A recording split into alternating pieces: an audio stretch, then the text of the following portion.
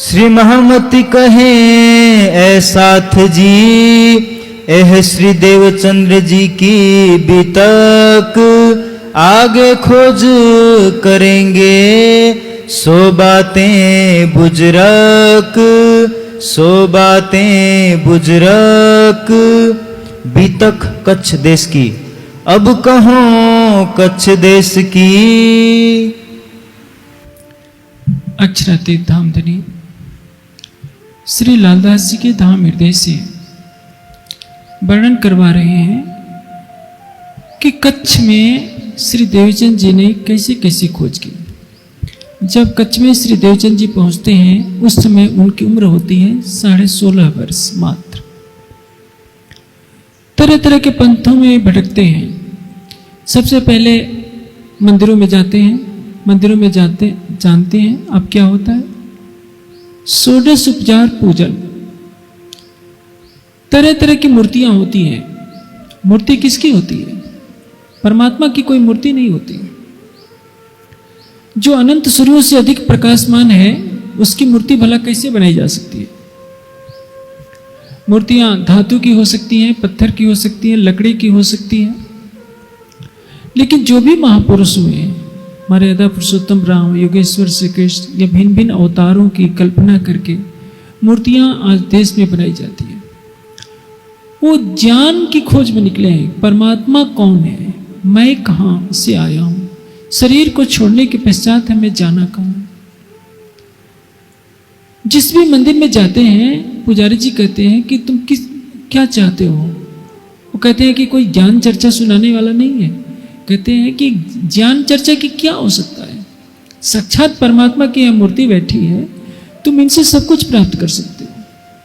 लेकिन देवचंद जी तो जानते थे कि मूर्ति से मुझे कुछ भी प्राप्त होने वाला नहीं है। यह हमारे इस देश का, हिंदू समाज का दुर्भाग्य है कि आज से लगभग 3000 वर्ष से मूर्ति पूजा का प्रारंभ हो गया और इस जड़ की पूजा ने सारे हिंदू जनमानस की बुद्धि को भी इतना जड़ बना दिया है कि कोई सोचता नहीं कि हमारे वेद शास्त्रों में लिखा क्या है। 1000 वर्षों से यह देश पराधीन रहा, लेकिन देश को जागृत करने वाले कोई मनीषी पैदा नहीं हो पाई। तक्षशिला विश्वविद्यालय ने चंद्रगुप्त और चाणक्य को पैदा किया। विश्वामित्र और वशिष्ठ के गुरुकुलों ने मर्यादा पुरुषोत्तम राम को पैदा किया, लक्ष्मण को पैदा किया। अगस्त ऋषि ने हनुमान को पैदा किया।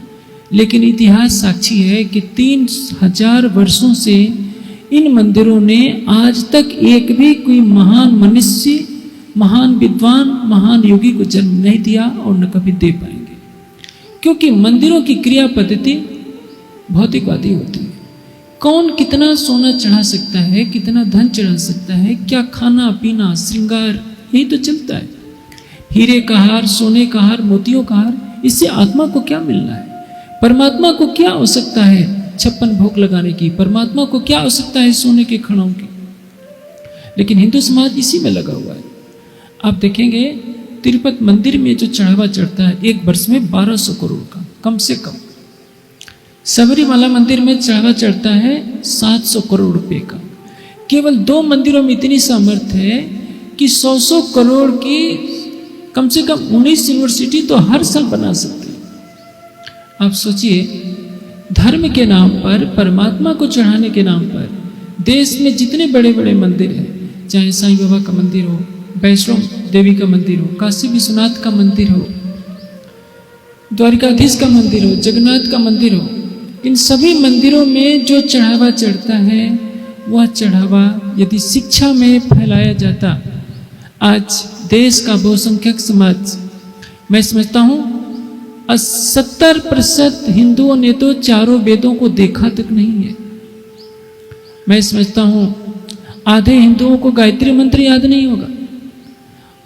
80% हिंदुओं को गीता का पहला श्लोक याद नहीं होगा। 90% हिंदुओं का वेद का पहला मंत्र याद नहीं होगा। कितना बड़ा दुर्भाग्य है। तो धर्म की रक्षा कैसे होगी? धर्मांतरण तो होगा ही। जहां मंदिरों में केवल दिन रात चढ़ावा ही चढ़ता है, घंटी घड़ियाल बजते हैं और मंदिरों के महंत राजाओं जैसी सुख सुविधा भोगते हैं, तो क्या वहां आवश्यकता रह गई ब्रह्म ज्ञान के प्रकाश की, परमात्मा के साक्षात्कार की? मूर्ति बना दी, चढ़ावा चढ़ रहा है, इससे देश अज्ञानी हो गया। देश में शिक्षा का प्रसार समाप्त हो गया। कहीं कहीं ज्योत जलती रहती है गुरुकुलों से, जहाँ थोड़ा बहुत वेद का पठन पाठन, चिंतन मनन, दर्शनों का, उपनिषदों का होता है। नहीं तो भागवत की कथाएं, रास लीलाएं, राम लीलाएं कर कर सबका मनोरंजन करना ही धर्म का उद्देश्य रह गया है। देवचंद जी जाते हैं तो किसी भी मंदिर में ज्ञान चर्चा नहीं मिलती। मैं जगन्नाथपुरी गया था कई वर्ष पहले। वहां की स्थिति यह है कि लगभग 90% से अधिकतर पंडे रात को बिना शराब, मछली के बिना खा नहीं सकते, सो नहीं सकते। क्या दुर्भाग्य है। मैंने एक पंडित जी को बुलाकर पूछा कि आप दिन भर दक्षिणा लेते रहते हो, आप लोग कुछ धर्म ग्रंथ पढ़कर प्रवचन क्यों नहीं देते? तो पंडा हंसने लगा, कहने लगा कि बिना परिश्रम के जब पैसा मिल रहा है तो पढ़ने लिखने का झंझट कौन पाले। यही है पूरे देश की कहानी। आप कहीं भी चले जाइए, किसी मंदिर में कोई ज्ञानी बैठा हुआ नहीं मिलता है। और इसी का परिणाम है कि हिंदू समाज दिन पर दिन अकर्मण्य होता गया। 100 करोड़ की जनसंख्या है हिंदू समाज की लगभग इस समय देश में। लेकिन जब गुरुकुल ही नहीं होंगे, वेद शास्त्र का पठन पाठन ही नहीं होगा, तो क्या होगा? आज 12 वर्ष का बच्चा, एक मुस्लिम का बच्चा पूरी कुरान को कंठस्थ कर लेता है। हिंदू का बच्चा जानता भी नहीं कि गीता का पहला श्लोक क्या है, वेद का पहला मंत्र क्या है। गायत्री मंत्र को भी उस नहीं जानता। अधिकतर लोग गायत्री मंत्र को भी उच्चारित करना नहीं जानते। सामान्य जनता तो दूर, अधिकतर विद्वानों को भी गायत्री मंत्र बोलने तक नहीं आता। इससे बड़ा दुर्भाग्य और क्या होगा? दूर की बात छोड़िए, हमारे सुंदर साथ 40 लाख सुंदर साथ में से काफी सुंदर साथ ऐसे भी मिलेंगे जिनको तारतम मंत्र भी याद नहीं है, 6 चौपाइयां। क्यों? दिन भर घंटी घड़ियाल में लगे रहना है, पूजा पाठ में लगे रहना है। तारतम के 6 चौपाई जो समाज याद नहीं कर सकता, जिनको ये पता नहीं है कि मूल मिलावा क्या है, जिसको ये पता नहीं है कि युगल स्वरूप क्या है, तो इससे बड़ा दुर्भाग्य क्या होगा? और जब तक ये मंदिरों को राजमहल बनाने की प्रवृत्ति बनी रहेगी, सजावट से हम खुश होते हैं कि हमने मंदिर में इतना सोना चढ़ा दिया, इससे क्या मिलने वाला है? आज स्वामीनारायण मठ भी पूरे देश में जगह जगह सोने के कलश चढ़ाता जा रहा है, जगह जगह करोड़ों के मंदिर बनाता जा रहा है। मैं पूछता हूँ उससे समाज को क्या मिलना है?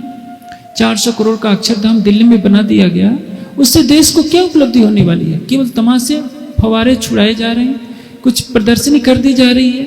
400 करोड़ में तो 4 विश्वविद्यालय खड़े हो सकते थे, जहां गरीब बच्चों को विद्वान बनाकर देश की रक्षा में लगाया जा सकता था, धर्म और संस्कृति की रक्षा में योगदान करते। लेकिन मंदिरों से न कभी जागृति हुई है, न कभी होने वाली है और न कभी हो सकेगी।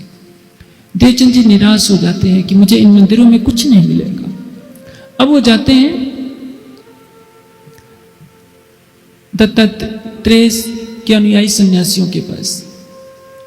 मैं अभी जो प्रसंग कर रहा था, महमूद गजनवी ने देश को 17 बार लूटा।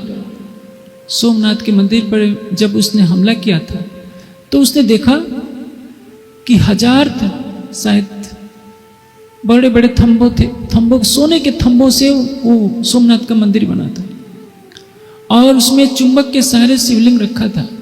सारा समाज कहता था कि देखिए ये तो साक्षात परमात्मा है, बिना किसी आधार के टिके हुए। 1000 पंडे मंत्र पढ़ करके शिवलिंग की स्तुति करते थे और उस शिवलिंग को हीरे मोतियों से, जवाहरातों से जड़ा हुआ था। जैसे ही उसने एक चुंबक को गिराया, मूर्ति टूट कर गिर पड़ी और न जाने इतने हीरे जवाहरात को ऊंटों पर लाद कर ले गया। आप सोचिए, जितने करोड़ों अरबों के हीरे जवाहरातों से उस सोमनाथ मंदिर बनाया था, उतना पैसा यदि विश्वविद्यालय बनाने में लगाया गया होता तो उसमें भी कोई चाणक्य पैदा होता, कोई चंद्रगुप्त पैदा होता जो गजनवी का मुकाबला कर सकता। लेकिन वो तो पंडित थे, केवल घंटी घड़ियाल बजाने वाले। और एक देवदासी के पीछे मुख्य पुजारी के लड़के ने षड्यंत्र करके मंदिर के अंदर जाने का भेद बताया था, जिससे गजनवी अंदर पहुंच सका था और सोमनाथ की मूर्ति को तोड़ा जा सका था। मैं आज भी कहता हूं, कल भी कहूंगा कि जब तक ये समाज अपने अतीत की ओर लौटेगा नहीं, वेद शास्त्रों के पठन पाठन की तरफ नहीं लौटेगा, तारतम वाणी के प्रकाश की तरफ नहीं लौटेगा, जब तक समाज में ज्ञान का प्रकाश नहीं होगा, मंदिरों में चढ़ने वाले चढ़ावे समाज को अकर्मण्य बनाते रहेंगे और उसमें रहने वाले साधु महात्मा पंडित पुजारी कभी भी धर्म की राह पर नहीं चल पाएंगे, क्योंकि मंदिर की क्रिया पद्धति ऐसी होती है जिसमें केवल चढ़ावा ही रहता है, ध्यान की प्रक्रिया हट जाती है। बहिर्मुखी उपासना मनुष्य को कभी भी साक्षात्कार नहीं करा सकती। अब देवचंद जी सन्यासियों के पास जाते हैं, उनकी भेंट होती है दत्तात्रेय मत के अनुयायियों के पास, अनुयायियों के साथ। दत्तात्रेय एक योगेश्वर है। ऐसा माना जाता है कि ब्रह्मा विष्णु शिव तीनों ने अनुसुईया जी को आशीर्वाद दिया था, जिसके कारण उनका जन्म हुआ था और उनमें तीनों देवताओं का अंश माना जाता है। इन्हीं दत्तात्रेय ने 24 गुरु किए थे। जिससे शिक्षा मिली उसको अपना गुरु मान लिया। ये योगेश्वर है। इन्होंने एक वेश्या को भी अपना गुरु बना लिया। देखा कि ये वेश्या आधी रात को व्याकुल होकर अपने प्रेमी की प्रतीक्षा कर रही है। सोचते हैं कि यह तो मेरे लिए बहुत बड़ी शिक्षा है। जितनी व्याकुलता इस वेश्या के अंदर अपने प्रेमी से मिलने की है, वही व्याकुलता यदि मुझ में परमात्मा से मिलने की हो जाए तो बहुत बड़ा लक्ष्य प्राप्त हो जाएगा। उन्होंने सबसे जान लिया, अजगर से भी जान लिया कि निश्चिंत होकर के बैठा रहता है, हाय हाय नहीं करता, ये भी मेरा गुरु है। सबसे ज्ञान ग्रहण किया और एक दिन योगेश्वर बने। सहस्त्रार्जुन को उन्होंने ही आशीर्वाद दिया था कि उसके पास इतनी शक्ति आ गई थी कि उसका मुकाबला करने वाला कोई नहीं रह सका था, और उसी सहस्त्रार्जुन को परशुराम जी ने मारा था। कहने का तात्पर्य क्या है कि वे दत्तात्रेय के अनुयायी सन्यासियों के पास जाते हैं। सन्यासी लोग कहते हैं कि हम आपको अपना नाम देंगे, अपने संप्रदाय का नाम देंगे। मंत्र सुमिरन, सुमिरन का अर्थ क्या होता है? स्मरण। परमात्मा को कैसे स्मरण किया जाए, इसके लिए हम आपको अपना मंत्र देंगे, आपको हमारे साथ रहना पड़ेगा। देवचंद जी उनके साथ रहते हैं, सेवा करते हैं, सब कुछ करते हैं, योग साधना की प्रक्रिया सीखते हैं, लेकिन उनके मन को संतोष नहीं होता है, क्योंकि शुष्क साधना से वो लक्ष्य प्राप्त नहीं हो सकता। साधना का अर्थ क्या होता है? साध्य को पाने के लिए जो प्रक्रिया अपनाई जाए उसको कहते हैं साधना। आप जितनी भी करते हैं तो यह भी एक साधना है। वाणी का चिंतन करते हैं तो वह भी एक साधना है। साधना का तात्पर्य केवल योग साधना नहीं। आप इसके पश्चात वे कनफटे योगियों के पास जाते हैं। कनफटे योगी गुरु गोरखनाथ के अनुयायी थे। आज भी देखते हैं ये हठ योगी जगह जगह देश में मिल जाते हैं। इन्होंने अपने कानों को फड़वाया होता है, उसमें बाले बड़े बड़े बाले पहनते हैं, हठ योग की साधना करते हैं, और कच्छ देश में उनका बहुत अधिक प्रभाव था। जब देवचंद जी जाकर के देखते हैं कि ये तो राजगुरु कहलाते हैं। राजगुरु किसको कहते हैं? जो वहां के राजा के गुरु कहलाते हैं। उनके भी जाकर के सेवा करते हैं, उनका भी दीक्षा मंत्र लेते हैं, उनके द्वारा बताई हुई पद्धति से वो भी ध्यान करते हैं। हठ योग की सारी क्रियाएं उन्होंने सीखी, नीति धोती बस्ती सब सीखते हैं, जैसा वो कहते हैं सब करते हैं, लेकिन संतोष नहीं होता है। क्योंकि ब्रह्म सृष्टि का लक्षण क्या है? वो खोजे अपने आप को और खोजे अपने घर, स्वयं को जानना चाहती है, अपने मूल घर को देखना चाहती है। जब परम नाम दिख नहीं रहा, युगल स्वरूप दिख नहीं रहे, अपनी परात्म का श्रृंगार नहीं दिख रहा है, तो वो हठ योग की सिद्धियां लेकर या पतंजल योग दर्शन की सिद्धियां लेकर के वो क्या करेगी? इसलिए वहां से भी उनका मन हट जाता है और अपने गुरुदेव को प्रणाम करके चल देते हैं कि गुरुदेव जी मुझे कहीं और जाने की इच्छा। देखिए संसार सो रहा है, एक 16 वर्ष का बालक घूम रहा है कि मुझे अपनी जिज्ञासाओं का समाधान चाहिए, मुझे परमात्मा चाहिए, मुझे ऐसा ज्ञानी गुरु चाहिए जो बताए कि मैं कौन हूं, कहां से आया हूं। सत्य की प्राप्ति के लिए कठोर कष्ट उठाने पड़ते हैं, दृढ़ संकल्प करना पड़ता है। जो भी महान हुए हैं उन्होंने सारी बाधाओं को पार करके अपने लक्ष्य को प्राप्त किया है। राजकुमार सिद्धार्थ भी तो 28 वर्ष की उम्र में निकले थे। सुकोमल शरीर है, कभी धूप का कष्ट नहीं देखा था, कभी वर्षा का कष्ट नहीं देखा था। 6 वर्ष तक एक वृक्ष के नीचे रह जाते हैं, धूप शीत वर्षा सब कष्ट झेलते हैं। खाने के लिए जो भिक्षा में कोई ला देता है वही खा लेते हैं। शरीर हड्डियों का ढांचा बन गया है, लेकिन निराशा नहीं। परमहंस महाराज श्री रामरतन दास जी भी 19 वर्ष की अवस्था में निकले। कई वर्षों तक घूमते रहे सत्य की खोज में। पेट पीठ में धंस गया है, कई कई दिन खाना नहीं मिल रहा है। यहां तक ऐसी स्थिति आई कि कमर में लंगोट भी नहीं रह गई। जब संसार आराम से खा रहा होता है, सो रहा होता है अपने कोमल गद्दों पर, उस समय परमात्मा की खोज में भटका हुआ प्रेमी तरह तरह के कष्ट उठा रहा होता है। न उसे भूख प्यास की चिंता है, न उसे शयन कक्ष की चिंता है, न सम्मान अपमान की चिंता है। वो जंगलों में भटकता है, गांव गांव भटकता है, लोगों के ताने सुनता है। किस लिए? कि अपने प्राणेश्वर को पाले। अब श्री देवचंद जी वहां से कापड़ी वैरागियों के पास जाते हैं। कपालिक वैरागी, कपालिक एक तांत्रिकों का एक संप्रदाय कहलाता है, जो मनुष्य की खोपड़ी लिए रहते हैं, श्मशान में रहते हैं और तरह तरह की चमत्कारिक सिद्धियां दिखाया करते हैं। उनके पास भी गए कि हो सकता है इनके पास कोई आध्यात्मिक तत्व ज्ञान हो, लेकिन देखा कि ये तो केवल तांत्रिक चमत्कारिक क्रियाएं दिखाकर समाज को लुभाए रहते हैं, इनके पास आध्यात्मिक तत्व ज्ञान नहीं है। अब थक हार कर एक मुल्ला जी के पास भी चले जाते हैं। देखा कि मुल्ला जी 5 बार नमाज पढ़ते हैं, उसी में सब कुछ मान लिया है, कोई त्याग नहीं, कुछ नहीं, बस सुर मचाना ही उनकी सबसे बड़ी भक्ति है। अब वहां से पुनः कच्छ को छोड़कर भोजनगर आ जाते हैं। कच्छ के उस भाग में, कच्छ देश में 4 वर्षों तक से देवचंद जी तरह तरह के संप्रदायों में विद्वानों से मिलते रहते हैं, केवल इस जिज्ञासा से कि मेरी शंकाओं का कोई समाधान कर दे, मुझे प्रियतम से मिला दे। गुरु नानक देव जी ने भी तो कभी कहा था, कोई आन मिलावे प्रीतम प्यारा, मैं जिंदे हथ भी कहूं, कोई मुझे उस प्राणेश्वर से मिला दे तो मैं जीते जी उसके अधीन हो जाऊं। लेकिन जब खोज में कोई चलता है तो कोई बिरला होता है जिसको सही समय पर सच्चा प्रदर्शक मिल जाता है। और चाहे कितना भी बड़ा योगी क्यों ना हो, जब तक कोई पथ प्रदर्शक सच्चा नहीं मिलता तब तक परिश्रम का ज्यादा फल नहीं मिलता।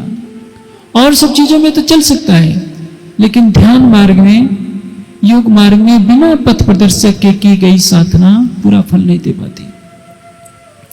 अब श्री देवचंद जी भोजनगर में आते हैं। वहां उनकी भेंट हरदास जी से होती है। हरदास जी को देखते हैं कि हरदास जी में कुछ विशेषता है।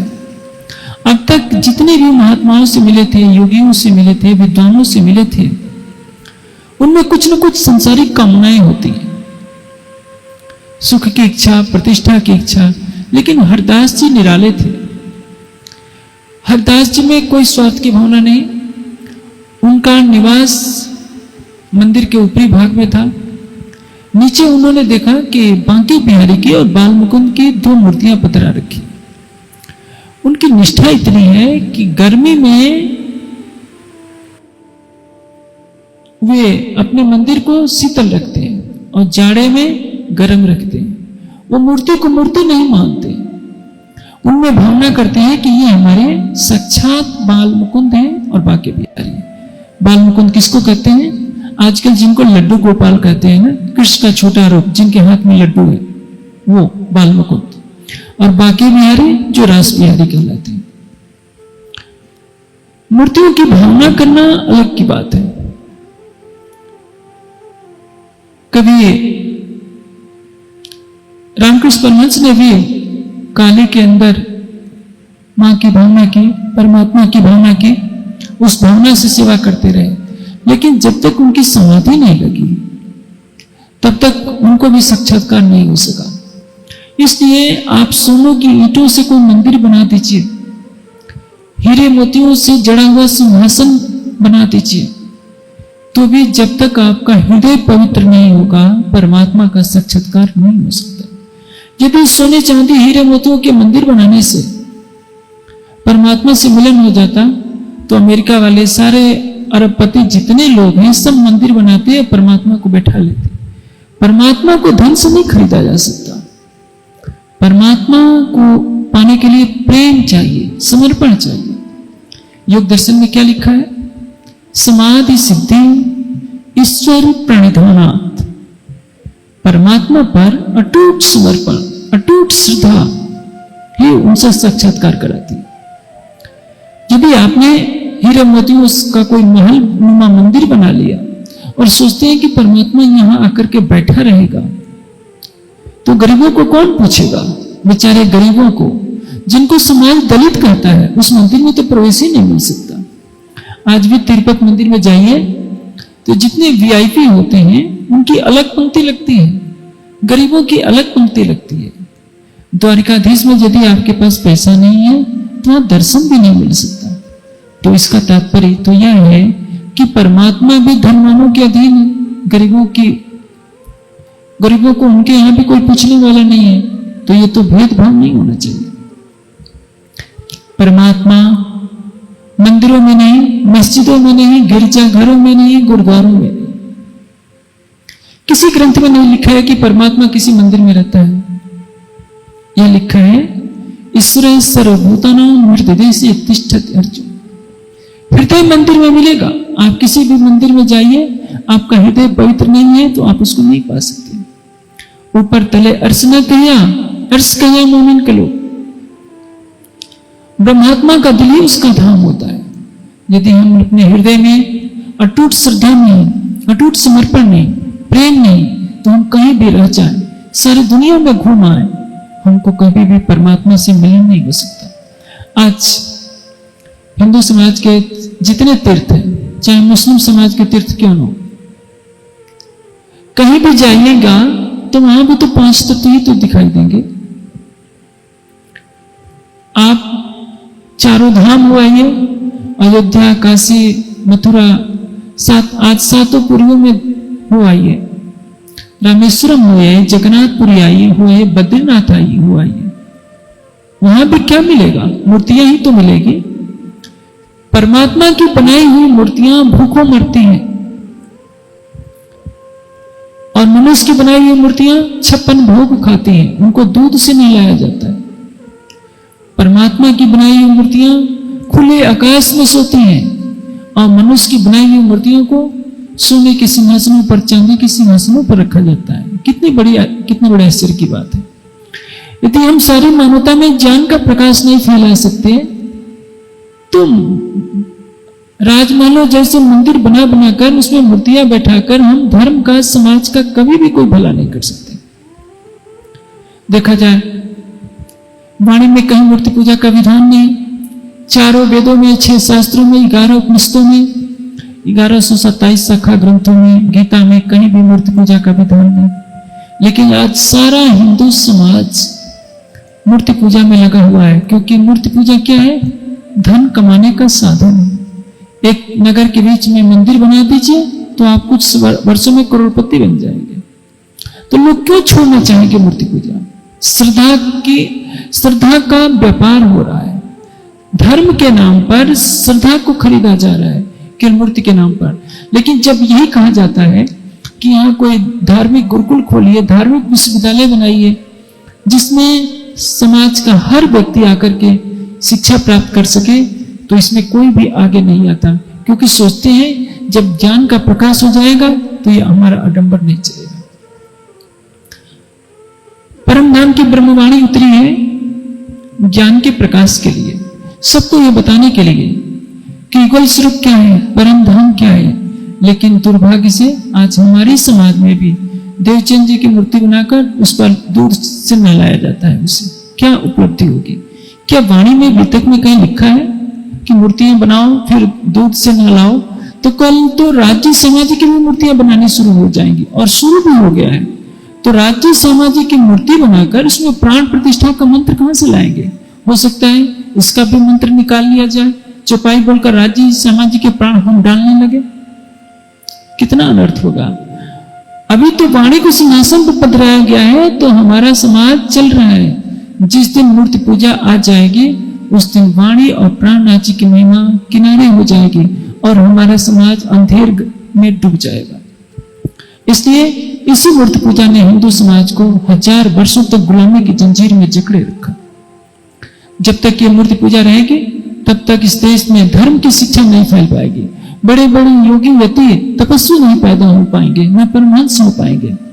अब देवचंद जी सब जगह जा रहे हैं, लेकिन हरदास जी कुछ अलग है। भले ही वो मूर्ति पूजा करते हैं, लेकिन उनकी पूजा पद्धति मानसिक है, क्योंकि वो राधा वल्लभ मार्ग के अनुयायी है।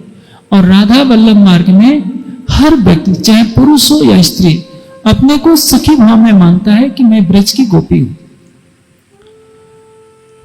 और उसी भाव से बाल मुकुंद और बांके बिहारी की मूर्तियों को रखकर उसी भावना से सेवा करते हैं। सेवा अलग है, पूजा अलग है।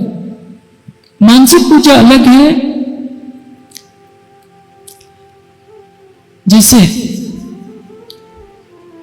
सुंदर साथ कहीं बाहर जाता है तो उसको मूर्ति की जरूरत नहीं है। वो संध्या आरती कहीं ट्रेन में भी बैठे बैठे बोल लेता है कि राज्य, वो परिक्रमा भी बोलेगा, भोग भी लगा लेगा, उसके पास कुछ नहीं है, लेकिन मानसिक भाव में डूब गया और अपने राज्य को रिझाल लेता है। राधा वल्लभ मार्ग में भी यह प्रक्रिया अपनाई गई कि राधा कृष्ण की मूर्तियों को प्रतीक रूप में रखा गया, और जैसे एक गोपी कृष्ण को रिझाती थी ब्रज में, उसी तरह से ये प्रक्रिया अपनाई गई कि इस पंथ का हर अनुयायी राधा कृष्ण को उसी भाव से माने और रिझाए। देवचंद जी हरिदास जी से बहुत प्रभावित होते हैं और उनके चरणों में अपना सब कुछ समर्पण कर देते हैं। जब से देवचंद जी घर से बाहर निकले थे, उनके पिता मत्तू मेहता जी बहुत दुखी रहते थे, क्योंकि एक ही तो पुत्र था। चारों तरफ उन्होंने अपने आदमी भेज रखे थे कि कहीं से भी कोई पता चले, और मत्तू मेहता पहले से ही हरदास जी से दीक्षित थे। जब उनको पता चला, क्योंकि हरदास जी ने सूचना भिजवा दी मत्तू मेहता के पास कि आपका बेटा देवचंद मेरे पास आया है, तो मत्तू मेहता भागते हुए आए। बहुत अधिक समझाया देवचंद जी को कि देवचंद जी तुम घर चलो, वहां रहकर तुम्हें जो कुछ करना हो करना। लेकिन वो मानने वाले कहां थे। समझा कर जब थक गए तो मत्तू मेहता ने निर्णय लिया कि मैं भी यहां आकर के बस जाऊं, और वही करना पड़ा। उधर श्री देवचंद जी की अटूट निष्ठा है सेवा के प्रति। सेवा भाव से होती है। जब तक मनुष्य सेवा नहीं करता तब तक उसका अहंग नहीं जाता। करोड़पति को भाव रहेगा कि मैं करोड़पति हूं, विद्वान को भाव रहेगा कि मैं विद्वान हूं, लेकिन सेवा कौन करेगा? जिसने अपना अहंग विसर्जित कर दिया है। कुछ पाने के लिए तो कुछ खोना पड़ता है। देवचंद जी ने यह निर्णय ले लिया है कि यदि मुझे सत्य की खोज करनी है, मुझे साधना भी करनी पड़ेगी, सेवा भी करनी पड़ेगी। और वे हरदास जी के पास रहकर सब कुछ करते हैं। हरदास जी मंदिर में सफाई करते हैं, देवचंद जी साथ रहते हैं। हर कार्य को पहले करने का प्रयास करते हैं, उनसे कोई कहता नहीं है, लेकिन इतनी निष्ठा है कि रात को 12 बजे सोते हैं, यानी रात के 2 पहर तक रहते हैं हरदास जी के पास। 12 से 3 बजे तक सोते हैं और 3 बजे फिर उठ करके आ जाते हैं, परिक्रमा करने लगते हैं। यह उनकी निष्ठा है। आप सोचिए, छोटी सी अवस्था, 22-23 साल की अवस्था में इतनी कठोर साधना, केवल 3 घंटे की निद्रा, दिन भर सेवा करना, मंदिर में जो भी कार्य, चर्चा सुनना, सत्संग सुनना, पूजा सेवा पूजा करना, फिर सवेरे आकर के परिक्रमा करना। देवचंद जी उनकी सेवा भावना पर रिझ जाते हैं। देवचंद जी की सेवा भावना पर रिझ कर हृदय जी सोचते हैं कि इनको मंत्र दे दे, और मंत्र देने के लिए उन्होंने कहा कि देवचंद जी, अमुक इस तिथि को शुभ दिन पढ़ रहा हूं, तुम भद्रवेश होकर के आना। भद्रवेश होना यानी सिर मुड़वा कर आना, दाढ़ी मूछ सिर मुड़वाना, ये भद्रवेश कहलाता है। उधर उनके पिताजी सोचते हैं कि मेरा एक ही तो बेटा है, यदि विरक्त हो जाएगा तो क्या होगा, मेरा तो वंश टूट जाएगा। इसके वैराग्य को हटाने के लिए इसका विवाह कर देना चाहिए। दोनों अपना अपना काम कर रहे हैं। पुराने जमाने में माता पिता बच्चों से पूछते नहीं थे। उन्होंने देवचंद से पूछे बिना विवाह की भी तिथि तय कर दी, और संयोग से वही तिथि हुई जिस दिन दीक्षा लेने की तिथि थी। क्योंकि ज्योतिष के अनुसार जो फलित ज्योतिष है, उसने हिंदू समाज का बेड़ा बहुत गर्क किया। मोहम्मद गजनी ने जब आक्रमण किया था तो पिंडों ने कहा ज्योतिषियों ने कि अभी आपके आक्रमण करने का समय नहीं हुआ है, हिंदू राजा अपनी सेना लेकर खड़े रहे और वो हमला करते रहे। बाबर ने इस देश पर हमला किया। राणा संगा को ज्योतिषियों ने कहा कि आपके 4 महीने के बाद आपके आक्रमण करने का मुहूर्त है, और 4 महीने के अंदर बाबर ने सारा भोग ले लिया, देश गुलाम हो गया। आज भी वही प्रक्रिया है। हिंदू समाज ने कुछ नहीं सीखा। ये टीवी पर आजकल ज्योतिष का बहुत अधिक प्रचार हो रहा है। यह फलित ज्योतिष धर्म को, संस्कृत को, सबको डुबोने वाला है। सबके नाम रखे जाते हैं। आप कोई भी नाम रखें, 52 अक्षरों में ही तो सबका नाम रखा जाएगा। 16 स्वर 36 व्यंजन। आप अपना नाम स्वर में रखिए, व्यंजन में रखिए। और जितनी राशियों का नाम लिखा जाता है कि आपकी तुला राशि है, आपकी मेष राशि है, आपकी वृश्चिक है, गणित के आधार पर कुछ फल दे दिए जाते हैं कि आपका यह होगा, आपका यह होगा। ये सब गलत है। मनुष्य का जो भी भाग्य होता है उसका पुरुषार्थ निर्णय करता है। पुरुषार्थ के अनुसार, कर्म के अनुसार ही भाग्य बनता है। भाग्य कहीं से टपक करके नहीं आता। लेकिन आज हर व्यक्ति पेपर निकालता है तो पहले राशिफल देखता है। वेद क्या कहते हैं? अयम में हस्तो भगवान, यह मेरा हाथ ही भगवान है। अयम में भगवत तरह, अयम में हस्तो विश्व भीष्टो, अयम शिव अभिवर्षण। यह मेरा हाथ संपूर्ण विश्व की औषधि है, यह मेरा हाथ ही कल्याण करने वाला है। पुरुषार्थ को हमने छोड़ दिया, भाग्य के भरोसे रहते हैं।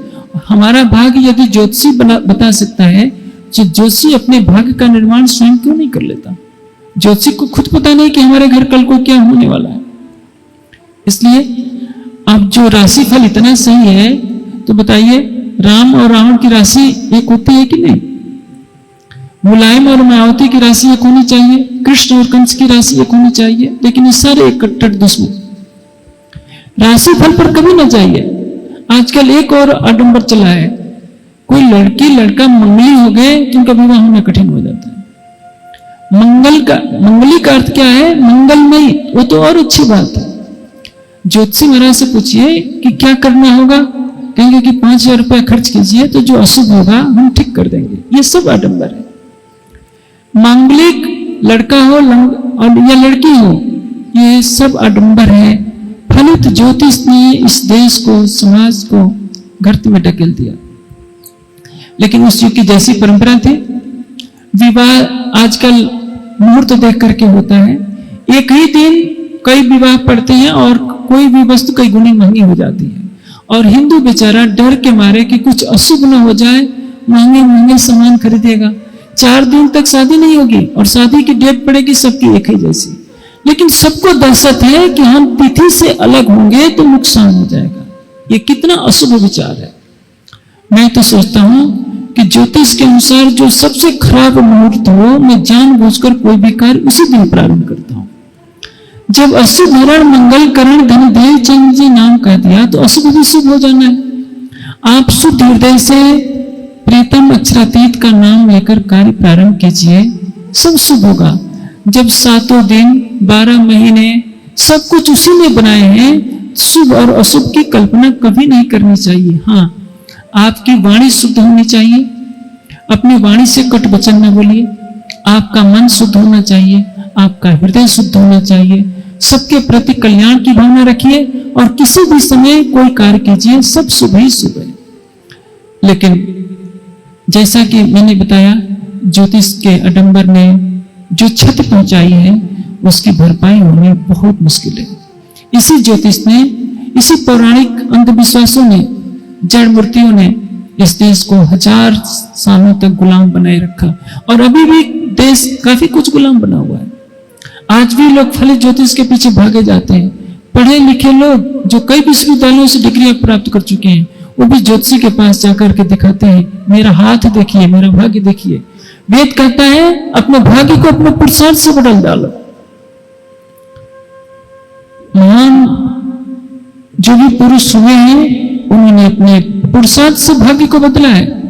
भगीरथ में हिमालय से गंगा को लाए। कहीं पुराण में लिखा है कि पहले ज्योतिषी के पास गए होंगे दिखाने के लिए कि क्या मैं गंगा को ला पाऊंगा कि नहीं। राम ने समुद्र पर पुल बांधा तो क्या वशिष्ठ जी से पूछने गए थे कि आप बताइए मुहूर्त निकालिए। कृष्ण जी ने मथुरा से द्वारका चुपके से गए तो क्या मुहूर्त देखा। महाभारत का क्या मुहूर्त देखा गया था। सीता का विवाह हुआ तो क्या मुहूर्त देखा गया था। ये सब आडंबर है। इसलिए समाज को चाहिए कि मुहूर्त देखने वाली प्रक्रिया सारी कुछ बंद करे। परिस्थिति के अनुसार जो समय हो शुद्ध हृदय से परमात्मा की आराधना करके कार्य प्रारंभ कीजिए, सब शुभ होता जाएगा। तब हरदास जी देवचंद जी को बुला करके दीक्षा देते हैं। कहते हैं कि देवचंद, यह मेरा मंत्र है, भजमन श्री वृंदावन कुंज विहारी नित्य विलास। भजमन श्री वृंदावन कुंज विहारी, परम योग माया के महाराज के अंदर जो कुंज निकुंज है उनमें नित्य विहार करने वाले राधा कृष्ण की का तुम्हें ध्यान करना है और सुखी भाव हुए बचियो भरतार। तुम यह मानना कि मैं भी रास विहारी की अर्धांगिनी हूं, मैं रास की गोपिका हूं और उसी भाव से तुम्हें राधा कृष्ण की आराधना करनी है। यह दीक्षा उन्होंने दे दी। इधर दीक्षा लेकर के श्री देवचंद जी जैसे घर आते हैं तो पिताश्री का पारा 7वें स्नान पर, क्योंकि वो देखते हैं इसने तो सिर मुड़ा लिया है, कहते हैं कि आज तुम्हारे विवाह का दिन है, तुम्हारे सिर पर पाग होनी चाहिए, मुकुट होना चाहिए, तुमने क्या कर रखा है, सिर ही मुड़वा लिया है। क्योंकि पौराणिक कर्मकांड में पिता किसी का कोई देह त्याग होता है तो सब लोग सिर मुड़वाते हैं। वैदिक कर्मकांड में कहीं सिर मुड़ाने का प्रसंग नहीं। और सारा हिंदू समाज एक और बुराई में फंसा है कि मरने के बाद पूरे क्षेत्र को बुला करके भोजन कराओ, चाहे घर बेचना पड़े। जब तक माता पिता जीवित हैं तब तक एक गिलास पानी नहीं देते, और मरने के बाद श्राद्ध के नाम पर पूरा, चाहे घर बेचो, जमीन बेचो, पूरे क्षेत्र को खिलाओ, नहीं तो लोग क्या कहेंगे। ये भी अंधविश्वास है। श्राद्ध का अर्थ होता है श्रद्धा पूर्वक जब तक माता पिता जीवित हैं, घर के संबंधी हैं, तब तक सेवा करना जिससे वो तृप्त हो जाए, इसको कहते हैं तर्पण। मरे हुए का श्राद्ध नहीं होता, और न मरे हुए के श्राद्ध में कभी खाना चाहिए न कभी करना चाहिए। उस समय कोई व्यक्ति मर जाता था तो उसके सिर मुड़वाए जाते थे। उनके पिताजी मेहता को इसी बात पर क्रोध आया कि आज तुम्हारा विवाह का दिन है, तुमने सिर मुड़वा लिया। दोनों में बहुत बहस हुई। देवचंद जी कहते हैं कि पिताश्री, मैं विवाह नहीं करना चाहता, जिससे मुझे विवाह करना था उससे तो मैंने कर लिया। मैंने बांके बिहारी से अपनी आत्मा का संबंध जोड़ लिया है। आप क्यों मुझे इस जाल में फंसाना चाहते हैं? लेकिन आप जानते हैं घर के जो बड़े बूढ़े होते हैं उनका एक ही कहना होता है कि मेरे बाल सिर के ऐसे धूप में सफेद नहीं हुए हैं, जो मैं कहूंगा वो तुम्हें करना होगा। जो घर के बड़े बूढ़े होते हैं उनकी बात तो भाई सबको माननी ही पड़ती है, लेकिन वो तो खूंटा गाड़ देते हैं कि जो मैंने कह दिया कि सूरज पश्चिम में उगता है तो तुम्हें मानना ही पड़ेगा। और बेचारे देवचंद जी क्या करते? पिता की आज्ञा को कैसे ठुकरा सकते थे? जबरन विवाह कर दिया, लेकिन विवाह होने के बाद भी उनका मन घर में नहीं लगता है। वो अपनी दिनचर्या वैसे ही बनाए हुए हैं, 12 बजे सोना, 3 बजे उठकर पुनः देवचंद जी हरदास जी के यहाँ सेवा करने लगते हैं। सेवा करते करते एक दिन ऐसा समय आता है जब वो सेवा कर रहे होते हैं, 4 आदमी एक व्यक्ति को लेकर आते हैं, ये खाट पर लिटा करके, जो मरणासन होता है उसको भयानक बिच्छू ने काट लिया होता है, डंक मारा होता है। वो उनके पास रख देते हैं और कहते हैं कि देखिए आप ही इसको जीवन दे सकते हैं। हरिदास जी को मंत्र सिद्धि थी, वे अपने मंत्र के प्रभाव से उस बिच्छू का विष उतार देते हैं। उस मंत्र को पढ़ते हैं, मूछों पर हाथ फेरते हैं, 2-3 बार करते हैं, बिच्छू का विष उतर जाता है और वो व्यक्ति उठ करके बैठ जाता है। जो लोग आए होते हैं कहते हैं कि आप तो हमारे लिए परमात्मा के समान हैं, क्योंकि यदि आपकी कृपा नहीं होती तो ये व्यक्ति तो मर जाने वाला था। देखिए मंत्र शक्ति में क्या होता है, संकल्प शक्ति का प्रयोग होता है। किसी तिथि को, पवित्र तिथि को, जो पौराणिक मान्यता में है, मंत्र का जप किया जाता है। जप से दृढ़ता आ जाती है और जब संकल्प का प्रयोग किया जाता है तो वह कार्य हो जाता है। कोई जो योग सिद्ध योगी होते हैं, जो ध्यान समाधि करते हैं, वो मंत्र का जप नहीं करते, लेकिन उनके मुख से जो निकलता है, आशीर्वाद हो या श्राप हो, अवश्य फलित हो जाता है। उसी तरह से एक सामान्य व्यक्ति भी जब मंत्र का जप करता है तो उसकी मनन शक्ति कार्य करने लगती है, उसकी आत्मिक शक्ति उसमें मंत्र शक्ति के रूप में कार्य करने लगती है और वो फलीभूत हो जाता है। मैंने खुद देखा है अपने हीरालाल महात्मा जी के सामने, उन्होंने एक बिच्छू को हाथ पर लिया, मेरे सामने उस बिच्छू ने कई बार डंक मारा। काला बिच्छू था बहुत बड़ा और वो हंसते रहे। मैंने पूछा कि आपने क्या किया है? तो कहा कि कुछ नहीं, 20 से लेकर 1 तक की उल्टी गिनती मैंने 108 या कितनी बार अमावस्या को सिद्ध कर लिया है। अब ये कितना भी मारेगा तो मेरे ऊपर कोई असर नहीं होगा। मन में संकल्प कर लीजिए कि ऐसा हो तो ऐसा ही हो जाएगा। जितने मंत्र हैं, चाहे सर्प का मंत्र हो, बिच्छू का मंत्र हो, उसका अर्थ देखिए तो कोई विशेष बात नहीं है। मन की संकल्प शक्ति ही वैसे कार्य करती है। आपको ये सब सिद्धियां नहीं करनी है, ये तो प्रसंग आया तो मैंने बता दिया। हाँ, एक छोटी सी औषधि बता देता हूँ। यदि बिच्छू ने किसी को काटा हो, उस पर मूली का रस डाल दीजिए तो बिच्छू का विष तुरंत उतर जाएगा। और बिच्छू के ऊपर मूली का रस डालेंगे तो हो सकता है बिच्छू मर जाए। मैंने पढ़ा है, प्रयोग नहीं किया है कि क्या सच्चाई है, और जिसने लिखा है उसने दावे से कहा है कि ये बात बिल्कुल सच्ची है। अभी प्रसंग चल रहा था, जैसे वो व्यक्ति चला गया जिसको बिच्छू ने डंक मारा था, हरिदास जी कहते हैं कि देखो देवचंद, इस मंत्र को मैं छिपा कर रखा हूं, किसी को आज तक सिखाया नहीं। मैं चाहता हूं कि यह मंत्र तुमको सिखा दो ताकि किसी को बिच्छू ने डंक मारा हो तो तुम उसका भला कर सको। देवचंद जी कहते हैं कि गुरु महाराज ये बताइए, आपने जो मुझे भवसागर से पार होने का मंत्र दिया है, इस संसार के जन्म मरण में तो लाखों बिच्छुओं का कष्ट होता है। भव से पार करने वाला जब मंत्र आपने भजमन श्री वृंदावन कुंज बिहारी नित्य विलास दे दिया है, तो इस एक कीड़े, बिच्छू जैसे कीड़े से बचाने वाला मंत्र लेकर के मैं क्या करूंगा?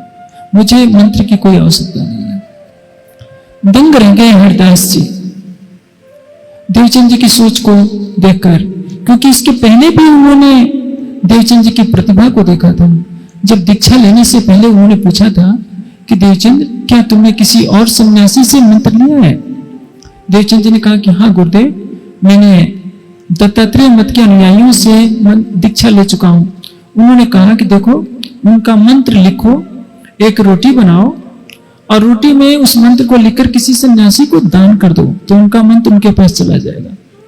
देवचंद जी कहते हैं कि महाराज, आपने जो मंत्र दिया है, यदि उसमें अधिक शक्ति होगी तो मेरे हृदय से पहले वाला मंत्र ऐसे ही निकल जाएगा, लेकिन यदि आपका दिया हुआ मंत्र शक्तिशाली नहीं होगा, यानी अखंड का ज्ञान देने वाला नहीं होगा, तो पहले मेरे हृदय में जो मंत्र है वो निकल नहीं पाएगा किसी भी तरह से। हरदास जी सोच में पड़ गए कि कैसा विलक्षण बालक है, जितनी इसकी सोच है वहां तक तो मैं सोच भी नहीं सकता। समय गुजरता जाता है। देवचंद जी वैसे ही 3 बजे आकर पुनः परिक्रमा करना शुरू कर देते हैं, क्योंकि गुरुदेव उठते हैं बाद में। आप जितने सुंदर साथ बैठे हैं, आप में से किसी ने किसी महात्मा की कभी सेवा नहीं की है।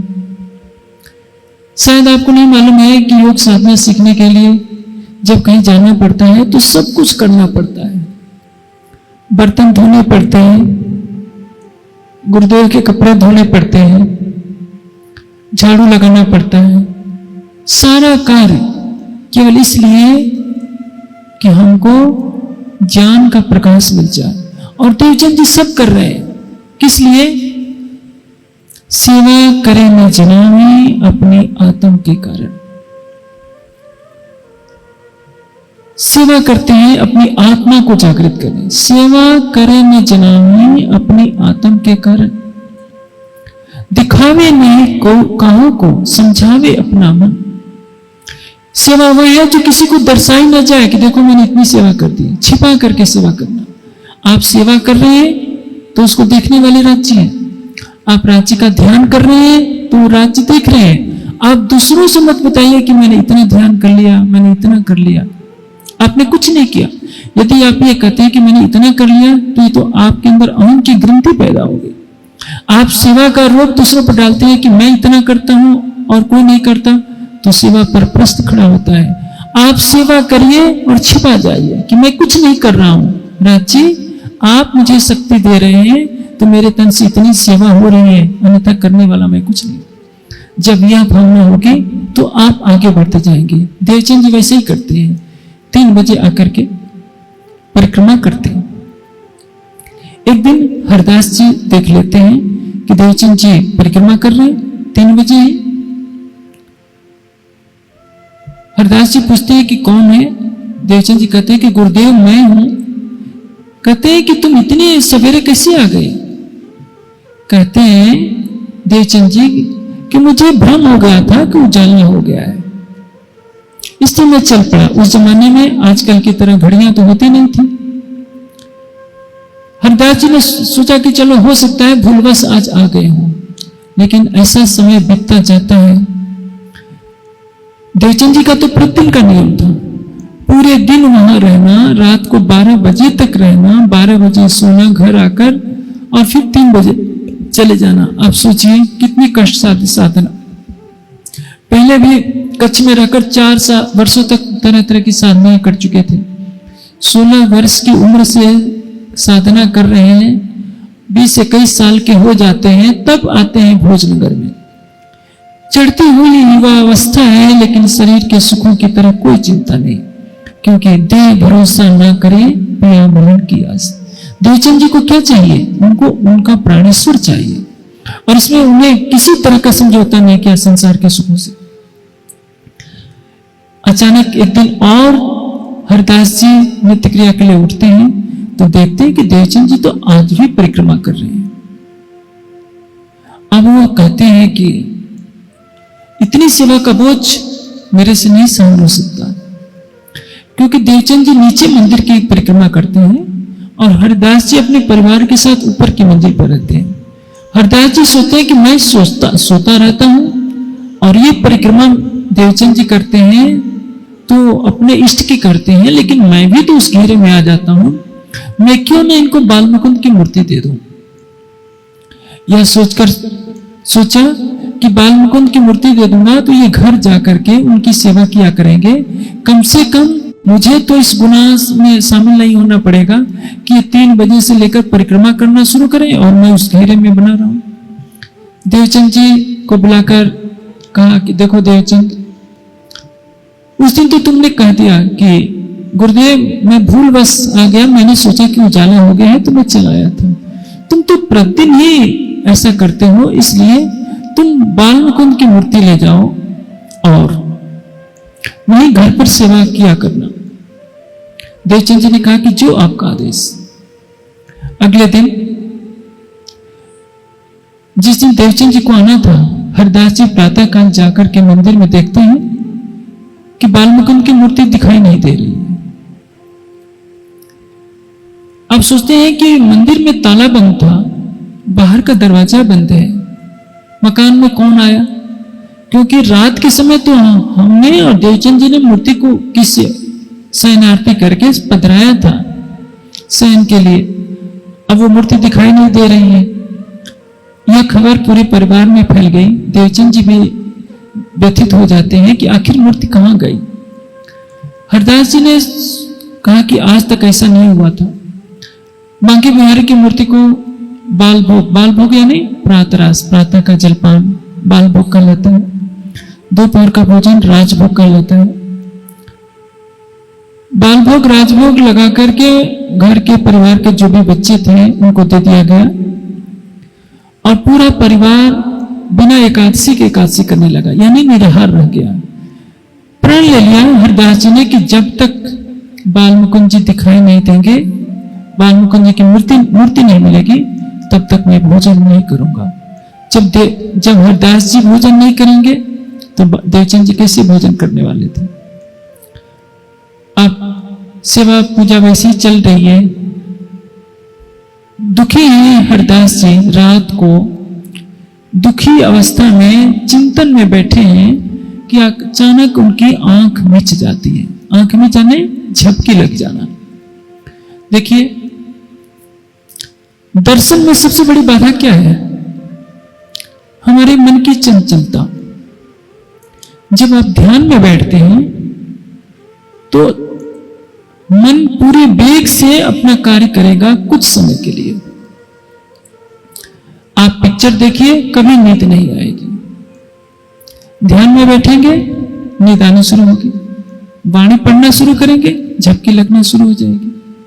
संसार का कोई बुरा कार्य कीजिए, कभी नहीं मन भागेगा, क्योंकि इसका अभ्यस्त हो चुका है। लाखों जन्मों से ये सारे काम करता आ रहा है, सोता रहा है, व्यसनों में लगा रहा है।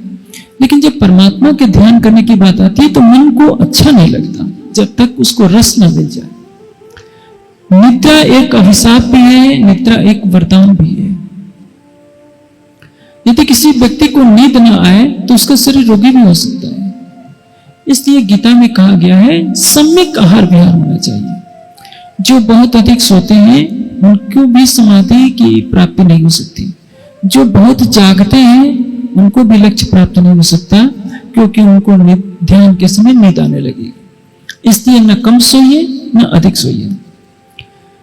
चिंता में तो थे हरदास जी, बैठे बैठे उनको झपकी लग गई। तो जागृत अवस्था में जो मन में विचार कौंध रहे थे वो शांत हो गए थे। और जिस लक्ष्य को लेकर मनुष्य सोता है, उठते ही पहले वही लक्ष्य नजर आता है। जैसे मैं आपको एक दृष्टांत देता हूं। एक पहरेदार है, पहरे पर उसको बैठाया गया है, उसके हाथ में लाठी। यदि उसको झपकी लग जाती है, कोई आता है तो आंख खुलने से पहले वो झटके से अपनी लाठी उठाएगा।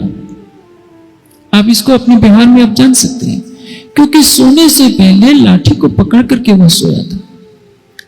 मैं इसलिए कहता हूं सुंदर साथ से, चाहे आप कितने भी थके हों, 5 मिनट भी सोने से पहले राज्य का ध्यान करके सोइए कि राज्य मेरे हृदय मंदिर में आइए, मेरी आंखों के सामने आइए। यह कहकर के आप सो जाएंगे। जब उठेंगे तो आपका पहला ध्यान राज्य की तरफ ही जाएगा। बीते के इस घटनाक्रम से सबको सीख लेनी चाहिए कि हरिदास जी सोचते सोचते सो जाते हैं, पलंग पर नहीं सोए होते हैं, बैठे होते हैं, बैठे बैठे उनकी आंख झपक जाती है। जैसे ही झपक जाती है तो उनको ध्यान की प्राप्ति हो जाती है, ध्यान अवस्था लग जाती है। एक होती है निद्रा, एक होती है योग निद्रा। योग निद्रा किसको कहते हैं? परमात्मा का ध्यान करते करते जब आपको हल्की सी निद्रा की अनुभूति हो जाए तो वो योग निद्रा कहलाती है। और आपने इतना तामसिक भोजन कर लिया है, गरिष्ठ भोजन, कि उस तमोगुण के कारण जो निद्रा आती है वो निद्रा कहलाती है। उसमें सब अर्ध निद्रा होगी तो सपने आएंगे, और सपने भी आएंगे तो संसार के आएंगे। हरिदास जी ने उपवास किया था उस दिन, सोच रहे थे बाल मुकुंद की मूर्ति कैसे अदृश्य हो गई।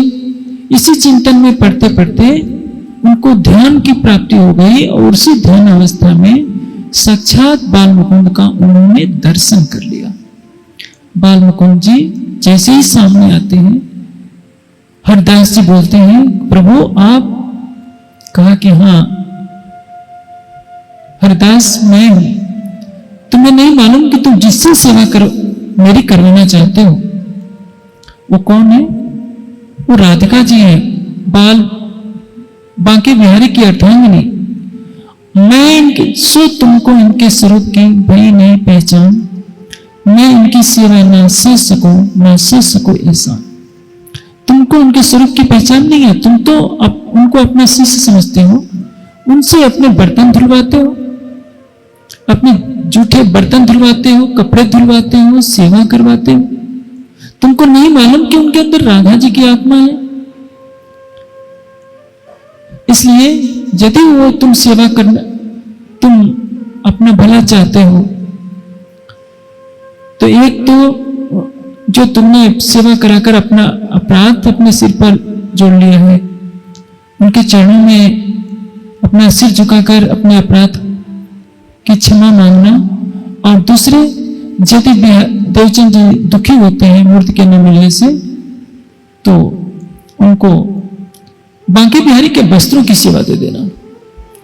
यह कहकर वो अंतर्ध्यान हो जाते हैं, और इसके पश्चात उनकी आंखें खुल जाती हैं। आंखें जब खुलती है तो देखते हैं कि सामने बाल मुकुंद की मूर्ति दिखाई दे रही है। अब आपके सामने जिज्ञासा होगी कि पहले तो मैंने मूर्ति के विरोध में बहुत बोला, मूर्ति कहां चली गई थी?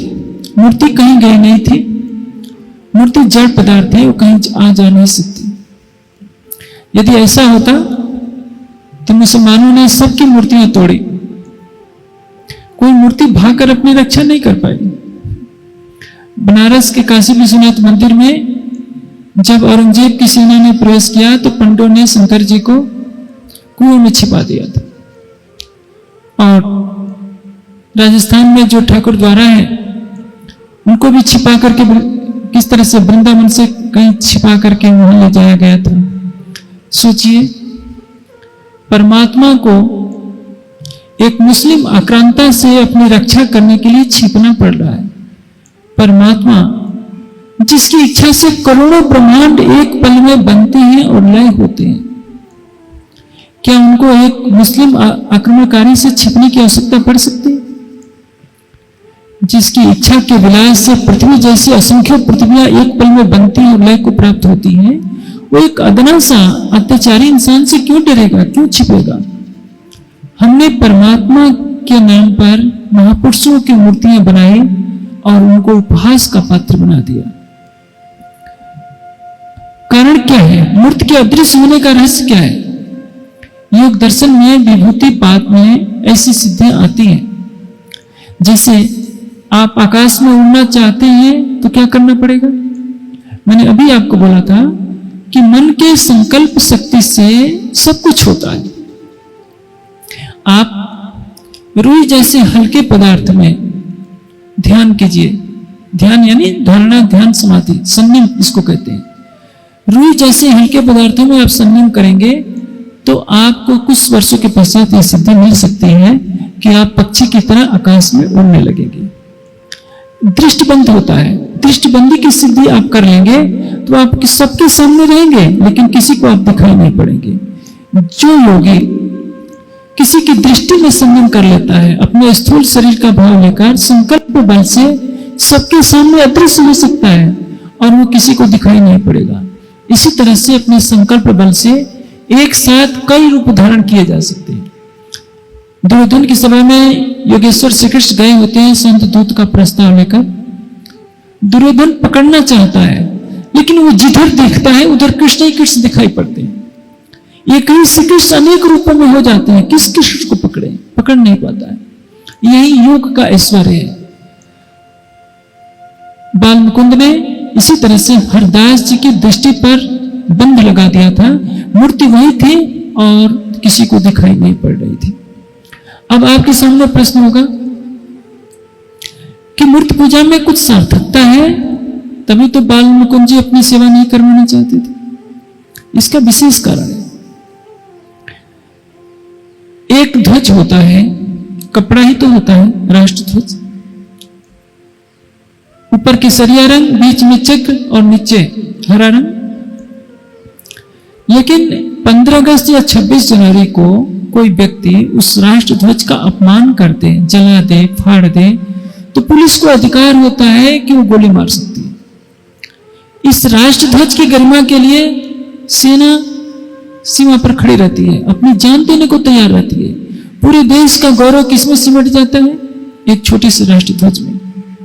उसी तरह से जो जिसका आराध्य होता है वह कभी नहीं चाहेगा कि मेरे नाम पर किसी तरह का धब्बा लगे। बाल मुकुंद कौन है? बालकृष्ण का वतन, 11 साल 52 दिन तक लीला करने वाला जो तन है, उस तन में विष्णु भगवान का जो जीव है वो बाल मुकुंद के रूप में है, जो सबली के कारण में ब्रज लीला कर रहा है। उनको मालूम है कि इस तन में जो अक्षरातीत के आवेश की शक्ति थी वो राधा जी के अंदर श्यामा जी की आत्मा है। वही राधा जी और वही आवेश शक्ति महाराष्ट्र में उन्होंने लीला की थी और उनकी ही कृपा दृष्टि से मुझे ये सबली के कारण में ब्रज लीला का आनंद मिल रहा है। तभी वो कहते हैं कि मैं इनकी सेवा ना सह सकूं, मैं सह सकूं एहसान इनकी कृपा से, तो मुझे ये अखंड सुख मिल रहा है। भला राधा जी मेरी सेवा करें ये मुझे सहन नहीं हो सकता। यही कारण है कि उन्होंने कहा कि इनको बांके बिहारी के वस्त्रों की सेवा दे देना।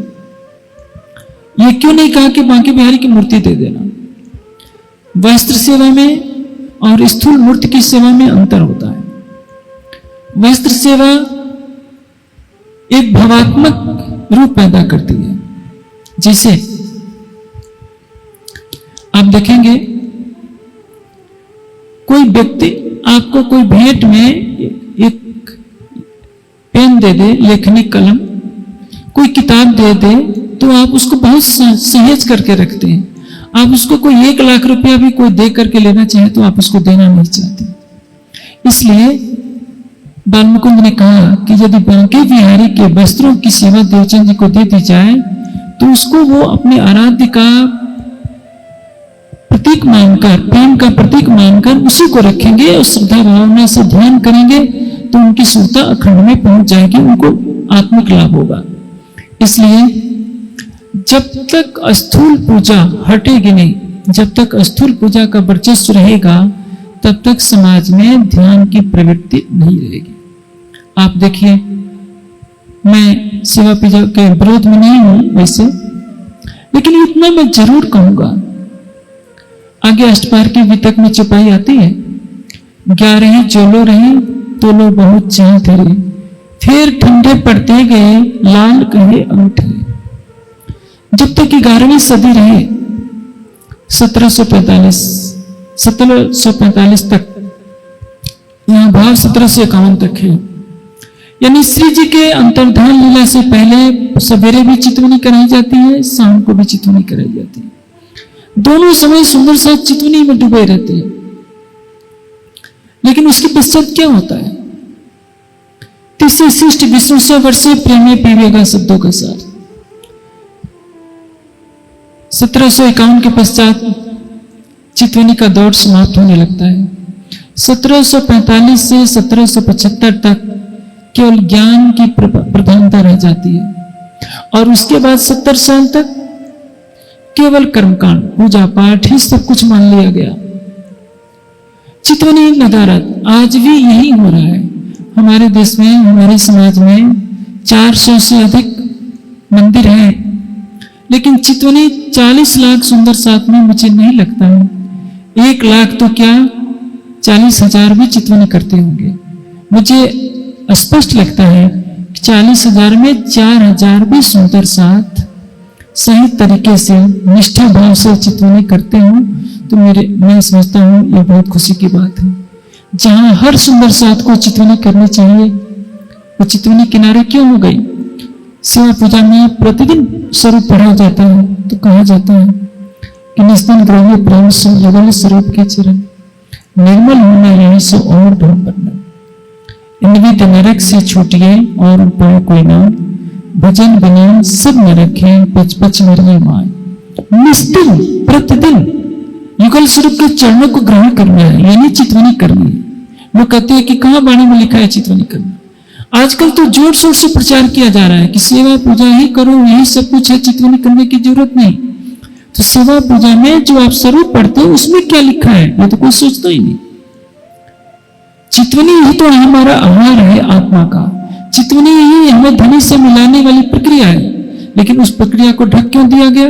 क्योंकि स्थूल पूजा का महत्व बढ़ गया है।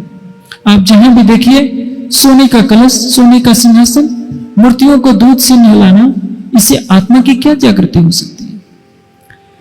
हम सोने का सिंहासन तो क्या हीरे का सिंहासन बना दें, सोने की ईंटों से मंदिर बना दें, लेकिन यदि चितवनी नहीं करेंगे, हमारा हृदय निर्मल नहीं होगा, राज्य के प्रति श्रद्धा समर्पण का भाव नहीं आएगा, तो राज्य थोड़े मिलने वाले। देवचंद जी हरदास जी से जीव भाव के रूप में बहुत कुछ सीखे हैं, सेवा पूजा कैसे करना है, कैसे ये करना है। इसलिए वे अपने आराध्य के लिए प्रतिदिन भोग बनाते हैं, खुद पानी भर करके लाते हैं। पारिवारिक स्थिति आर्थिक अच्छी नहीं है, इसलिए रुखा सुखा जो भी मिल जाता है उसको ग्रहण कर लेते हैं, लेकिन अपने आराध्य बांके बिहारी के लिए थोड़ा सा चावल अच्छा रख लेते हैं, घी अच्छा रख लेते हैं, खांड अच्छी रख लेते हैं, भोग बनाते हैं और भोग बनाकर ध्यान करते हैं। उनको मालूम है कि प्रीतम मिलेगा तो प्रेम से मिलेगा, ध्यान से मिलेगा। सेवा पूजा जरूर करते हैं लेकिन ध्यान करना नहीं छोड़ते। सुंदर साथ सेवा पूजा तो करते हैं, लेकिन सेवा पूजा के साथ जो ध्यान करना चाहिए युगल स्वरूप का, उससे किनारा कर लेते हैं। जल्दी जल्दी घंटी बजाई, आरती किया, भोग बोला, खा पी करके, इससे क्या मिलने वाला है? हाँ, सेवा पूजा होनी चाहिए बच्चों के लिए।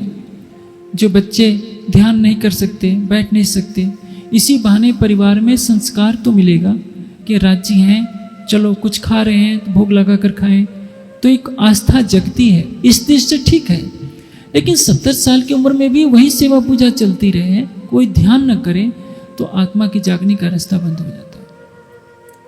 देवचंद जी खुद जाते हैं, कुएं से पानी भर कर लाते हैं, जमीन को लिपते हैं, अपने हाथ से भोग बनाते हैं। उनका विवाह हो चुका होता है, उनकी पत्नी है लीलबाई। आप जानते हैं, पड़ोस की जो निठल्ली बहनें होती हैं, जिनको कोई काम नहीं होता है, उनको 24 घंटा यही देखना होता है कि अमुक परिवार की महिला क्या कर रही है। वो ताना मारती हैं, तुम कैसी पत्नी हो, तुम्हारे रहते तुम्हारे पति पानी भर करके लाते हैं, खुद जो है रसोई में चौका लगाते हैं, भोग बनाते हैं, क्या तुम ये सेवा नहीं कर सकते? लीलबाई बहुत जब दुखी हो जाती है तो श्री देवचंद जी से कहती है कि पतिदेव, सेवा का अवसर तो मुझे दीजिए, मैं आपकी सहधर्मिणी हूँ, मैं आपके साथ सहयोग कर सकती हूँ। देवचंद जी कहते हैं कि देखो, जिनकी मैं सेवा करता हूँ उनके स्वरूप की तुम्हें तो पहचान नहीं है, तुम पड़ोस की महिलाओं के दबाव से ऐसा कह रही हो, बिना भाव की सेवा तो होती नहीं, और तुम जबरन सेवा करोगे, तुम्हारा मन कभी दुखी हो जाएगा तो वो तो सेवा मेरी निष्फल हो जाएगी। इसलिए तुम मुझे खुश करना चाहते हो तो मेरे माता पिता की सेवा कर दिया करो। यह जो मैं सेवा करता हूँ अपने आराध्य बांके बिहारी की सेवा करता हूँ। मेरी आत्मा उनकी अर्धांगिनी है, इस भाव से मैं सेवा करता हूँ। इस सेवा को मैं तुम्हें नहीं दे पाऊंगा क्योंकि अभी तुम्हारे अंदर वैसा भाव पैदा नहीं हुआ है। तुम मेरे माता पिता की देखभाल किया करो, मैं इसी से खुश हूँ। पत्नी को समझा दिया।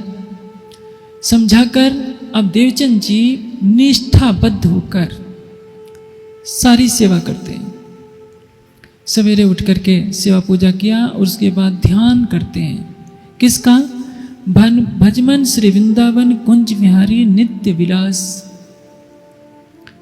कि मैं बांके बिहारी के साथ रास नित्य वृंदावन के अंदर, रास की लीला के नित्य वृंदावन के अंदर मैं कुंज निकंजों में भ्रमण कर रही हूँ, महाराज की लीला कर रही हूँ।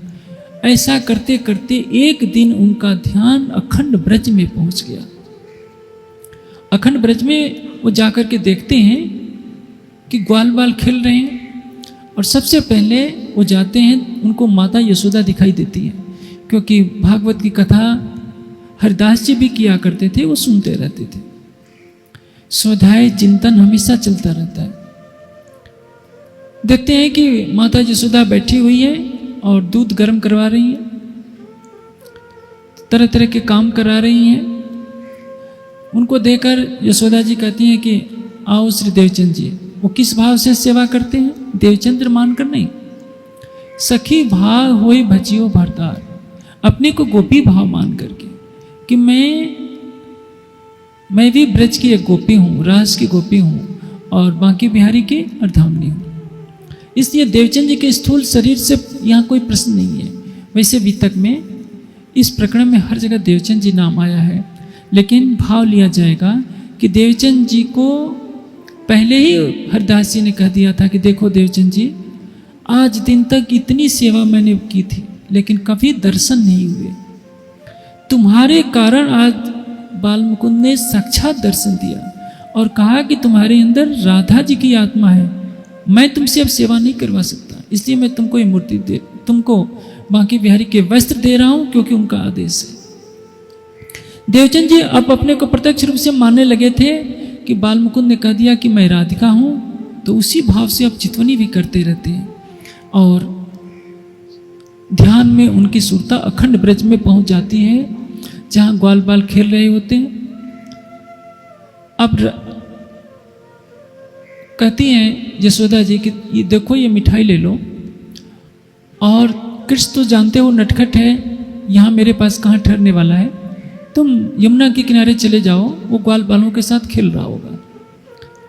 ध्यान में ही चले जाते हैं देवचंद जी राधा रूप में, जहाँ ग्वाल बाल खेल रहे होते हैं वहाँ पूछते हैं कि यहाँ कृष्ण है। ग्वाल बाल कहते हैं कि कौन कृष्ण? यहाँ तो बहुत से कृष्ण हैं।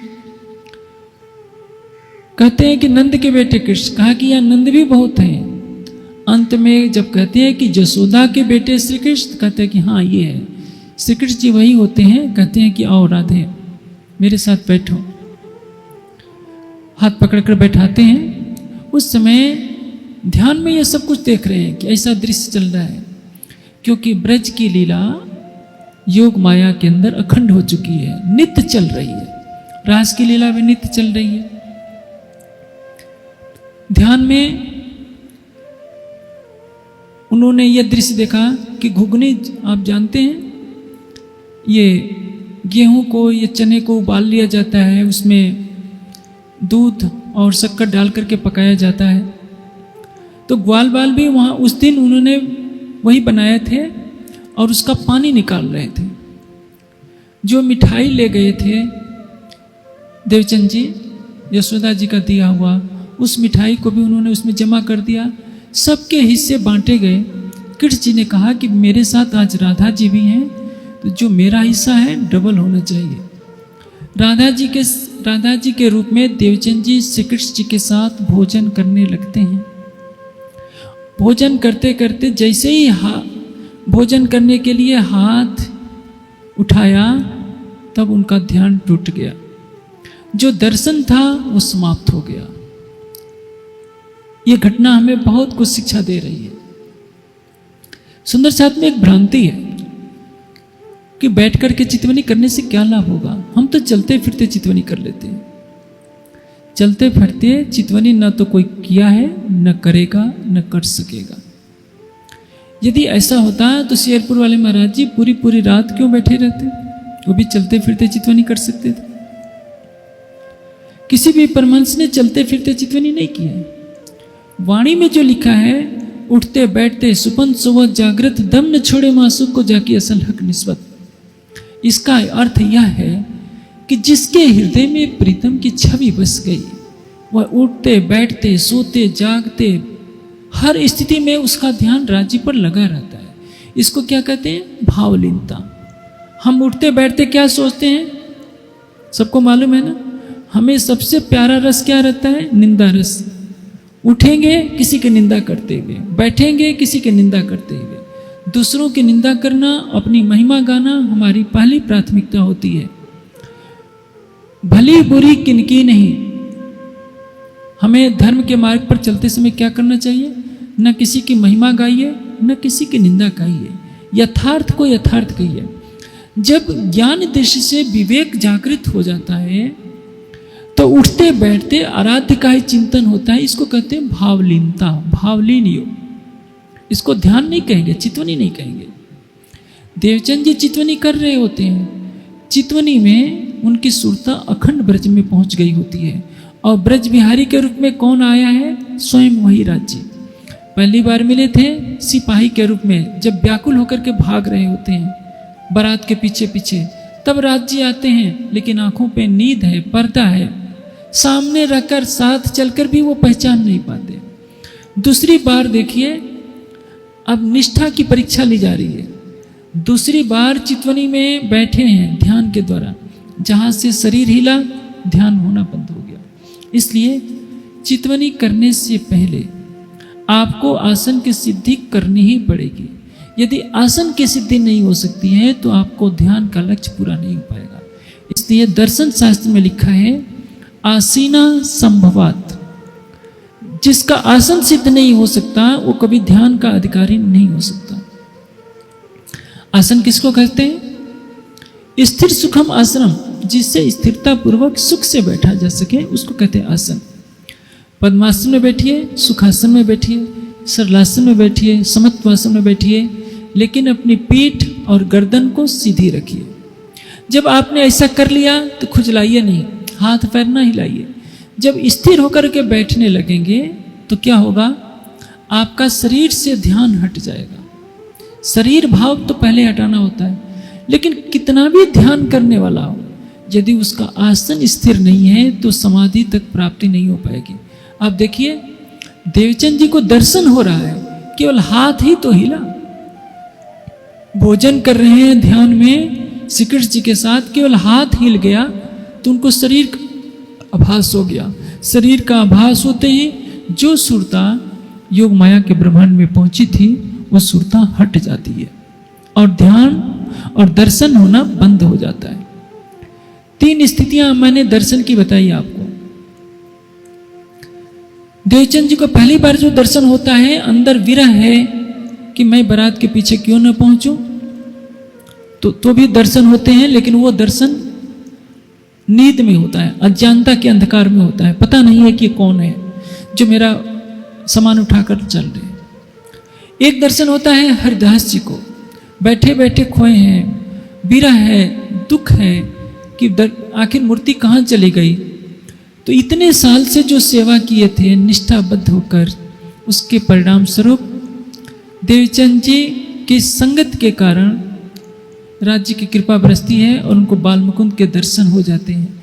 अन्यथा यदि मूर्ति अदृश्य नहीं होती तो सेवा पूजा करने के कारण कभी भी हरिदास जी को दर्शन होने नहीं थे। जब उनका मन एकाग्र हुआ संसार से परे तो दर्शन हो गया। मन की खटपट जब मिटे चटपट दर्शन हुए। हम आंखें बंद करके बैठे हैं, मन में कुछ और सोच रहे हैं कि उससे इतना रुपया लेना है, उसको इतना देना है, उससे ये करना है। कहाँ से दर्शन होंगे? आपका अहम खड़ा है, मैं ये हूँ, दर्शन कहाँ होगा?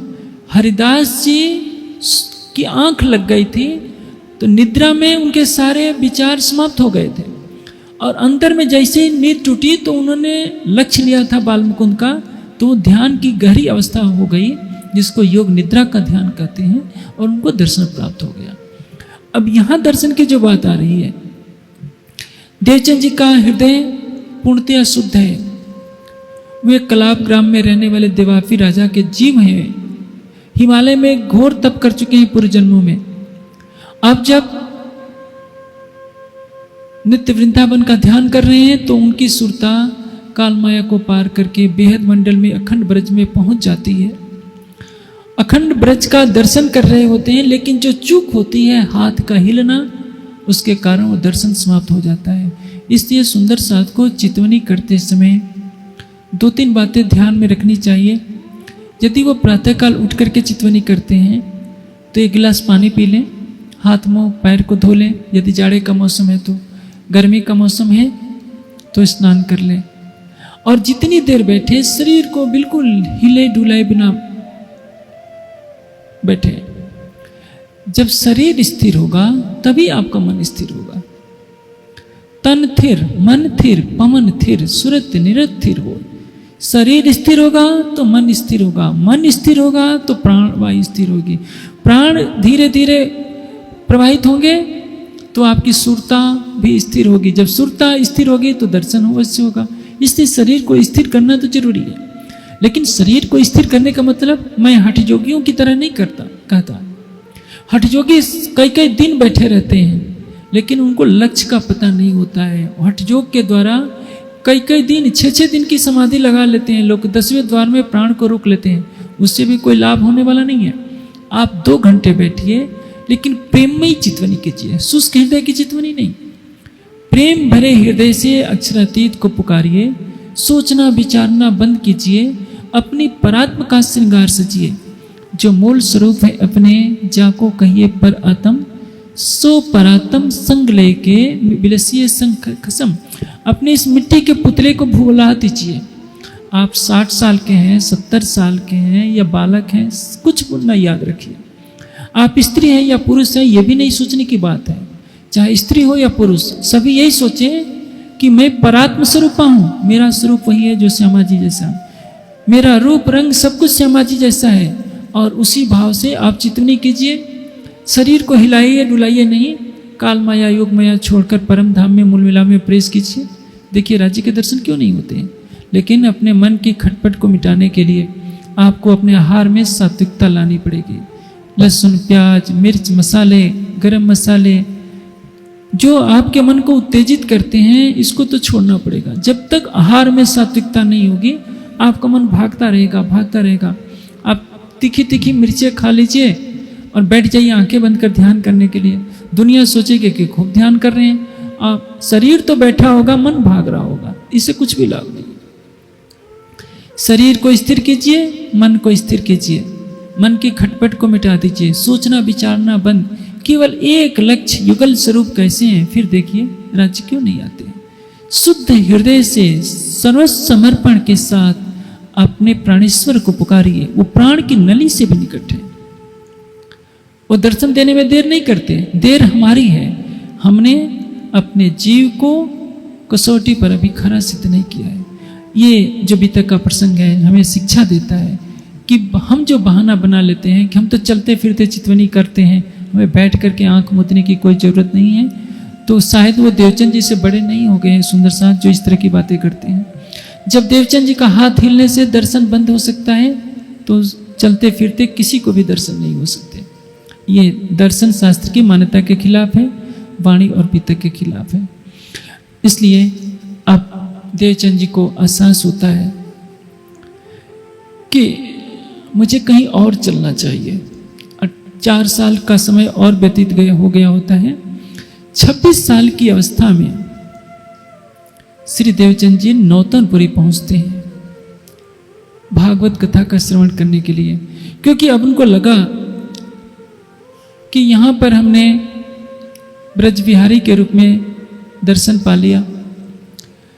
देखा तो राज्य को ही होता है, लेकिन स्वरूप होता है राज्य का, रूप होता है ब्रज बिहारी के रूप में श्री कृष्ण का।